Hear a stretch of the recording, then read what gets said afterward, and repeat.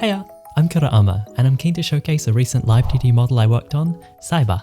For this character, I did both art and rigging, with the goal to make it expressive, customizable, and have a wide range of natural motion. I also ran into a few fun challenges on this model, which I'll be breaking down later. First, let's check out range of motion. The movement on this model was a little bit different to my previous. Rather than linking movement directly to tracking, they all pass through a series of physics in Live 2D. This allows for parameters to be reused, linked to breath, limited, or even move with a toggle. For example, the knee bend only requires one parameter per leg, since one physics input can be reversed. Things like hip movements or torso Z can also be fed into multiple things, like stepping or head turns. This all creates a more dynamic feel to movements and also makes things easier to tweak. It also helped when it came to poses. I couldn't really choose between two, so I ended up just choosing both. Physics linking allowed me to reuse the parameters from pose 1, as well as make them act a little bit different for a different feel in pose 2. These poses can easily be flipped between with one parameter. Oh, and Saiba can jump too with position Y tracking. Look at him go! While I'm not as crazy as some people to do a 90-degree head turn, I did go for 45, which really helped with the expressiveness. That ended up being challenging enough for me though, since the mask and other facial features were quite detailed. Oh, and I used an inverted clipping mask to keep the right eye visible. Speaking about expressiveness, let's check out the face. For the mouth, I added a range of parameters for things like surprise faces, for happy faces, or terrified faces. I also added a range of vowels and mouth X. The mouth used 3 parameters, including smile, open, and X. This allowed mouth X to have different variations at different facial expressions. There's also tongue tracking that works with physics, head angles, and mouth movements. There's a few expression toggles on this model, which some you can see in the intro, although since the mouth was quite detailed, it would have been quite hard without the help of a new feature, blend shapes.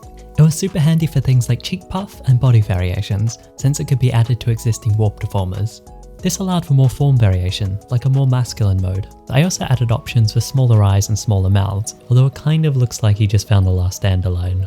A good example is the cheeky smile. It can be added as a variation to the base forms, then easily controlled when it's activated with the limit graph. This opens so many new possibilities. I really like how the ears turned out. To give them a little extra emotion, I linked the up and down to brow Y, and I also linked the blink to the physics. Another part of the rig that showed emotion with tracking was the tail. This was a good little challenge, and I don't know, I just thought it was cute. To achieve the effect, I animated 2 parameters oscillating at different speeds on the idle animation, then used conditional physics to switch between which speed was passed onto the tail physics. Lastly, I linked the conditional switches to mouth smile in VTube Studio. It may not be the most efficient method, but I'm pretty happy with how it turned out, and I learned a lot about conditional physics. Next, let's check out the fit.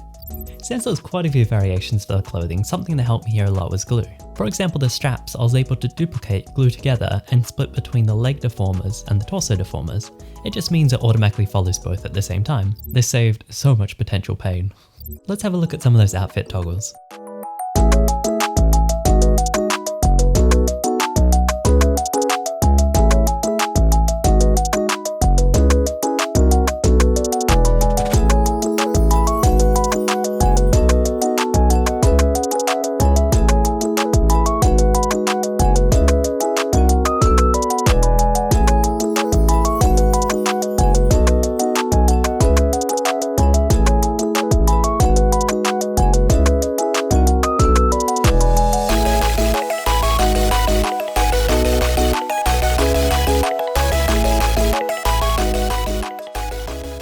The 2 most difficult parts of the outfit were the hood and the mask. To stop hair spilling out the hood, I used an inverted clipping mask. I then input their parameter toggles into some of the physics, like head Y and hair, which gives us this neat transition when they're toggled. Oh, and there's 2 clipping masks on the metal to give it different light.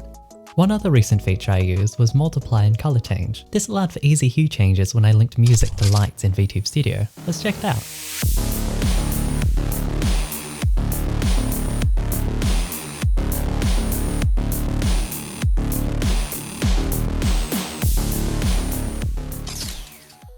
And that's everything. You can do some pretty neat things with Live 2D. I hope you enjoyed the showcase, and thank you very much for watching.